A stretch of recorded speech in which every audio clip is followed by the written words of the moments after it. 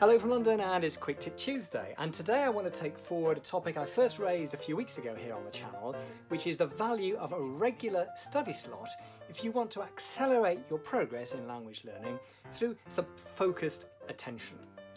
Now, I like to take a slot in the morning usually before I go to work, and sometimes I've got time to do several slots in a row. So the question is, how long should that slot be, and how long should the break be between slots? First of all, if you're new to the channel, welcome. I'm Dr. Gareth Popkins. It's all about language learning here in all its aspects: methods, materials, vlogs from language learner events, and interviews with inspiring teachers and learners, and my own language learning projects. If you'd like to get my free webinar training on how to get off to a flying start with your language learning, or if you're already a bit experienced but you want to take it to the next level, then you can follow the link underneath this video. Now, my language learning slot is typically a 30-minute morning slot, and I'll then take a break. Why do I like that sort of length of slot? Well, I think it decreases the cost of starting. Resistance sort of falls a bit because it's not actually very long to keep going. And I often find that, I suddenly think of things which become far more interesting, such as doing a pile of ironing. In a way, my brain seems to resist getting started on productive tasks. I can tell myself you can go off and do those other things after half an hour, and somehow it's easier to start. It's you're tricking your brain, I think, into action. I often use my little kitchen timer, actually, set it to 30 minutes, no distractions allowed during that period, and then by the time it bleeps, I often find I'm sort of into the flow, and I actually keep going for another 10 minutes before I take my break, or even another 20 minutes. But is 30 minutes the optimal time? Maybe it should be 2 hours, maybe it should be 1 hour, maybe it should be 15 minutes. The research seems to show, and people seem to be agreed, that the outer limit really for effective productivity is about 90 minutes. So that's the maximum. And for me, I do find it depends, what sort of tasks I'm doing. So if I'm writing a blog post or I'm doing some legal research for my day job as a lawyer, then I'd go for a longer period without a break, because I find those are harder tasks intellectually and they take me longer to get into, to get into the flow. Whereas if I'm coming to do some reading in a foreign language, to work on some flashcards, to do some grammar exercises, I can get into that very, very rapidly, actually. So the shorter slot actually makes more sense. Whatever, remember, keep maybe to about 90 minutes for the maximum period. Then, if you've got time to do more than one slot, take a break. Now, why is the break important? Well, there are two reasons, I think. One is that your mind is programmed and has evolved for variety and to notice difference. So if you keep focusing on one thing, your levels of concentration are likely to fall, and the amount that you can retain and process is likely to fall over time.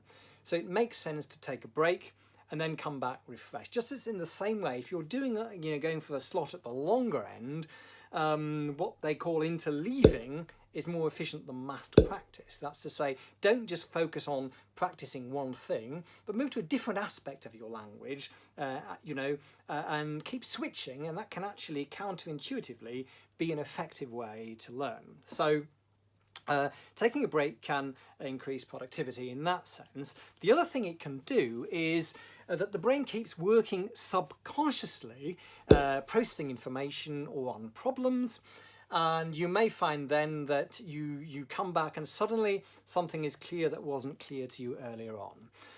Even if you don't have that aha moment when you get back, things are continuing to brew there.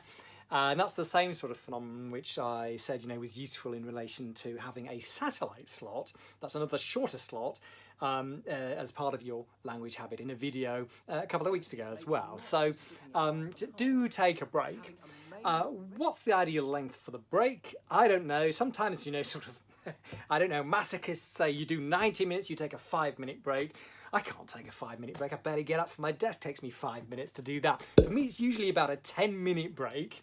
But even longer if, it's not going to do you any harm. What I usually do is nip down to the kitchen in the morning, boil the kettle, and make myself a warm drink and bring it up. So it's usually a herbal at that stage in the morning, because if I was doing a coffee every half an hour, I'd be completely wired by the time I came to go out the door to the office.